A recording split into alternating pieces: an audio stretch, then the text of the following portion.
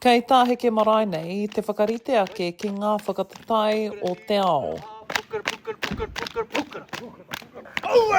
Engari, ara atu ngā tairo a kupe. It's really cold and we're always working through winter when it comes to sprints. One of the only countries that do. So we have to continue to make sure that these camps go ahead as best as possible. We've had a lot of challenges lately in terms of weather events and other crises, and we have to try and be resilient and get around them and make sure that they happen. Hako ngā whakawhiunga ngā tua, me here tonu te whakakoikoi i ngā pukenga. E rite mai te kapa mātāmua ki ngā wāhine, ka mutu te kapa mātāmua ki ngā tāne anō hoki. The thing that I've really tried to improve on this year, because we're a lot of paddlers coming from different parts of New Zealand, different motus, so bringing paddlers together as much as possible. And this year I've made a bit more effort to make our camps a little bit longer, try and, come to beautiful locations like this where it makes training for the boys just that much easier. We can just wake up, walk out and train, and I think the more time we spend together too.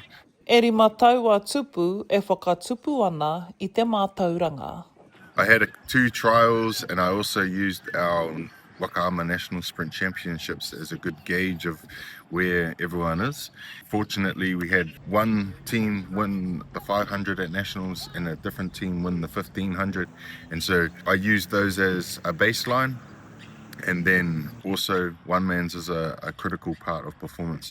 Hoi anō a Sisi, he tō ai tonu I tā kiwi tākau Campbell whakarito ki tēnei taumata tike tike. Kiwi formed the basis of Elites. She was the first coach since its inception, and I was grateful enough to be a part of the team at that time. And having now stepped into the position, I feel it only right to continue to honour the things that she has begun, which is, number one, probably the level and expectation of the elite women's was set by her. The bar is really high for us, and we're honoured to be able to try and keep that up. He nui tonu ngā mahi kei mua kei te aroaro, e whāmarama e toi mai ana kia eke a rātau ki ngā taumata teitei ara ki ngā whakatatai o te ao kātū ki Singapore, hei te ākuhata. Hiri Brown, atu I te rotoiti, mā Aukaha.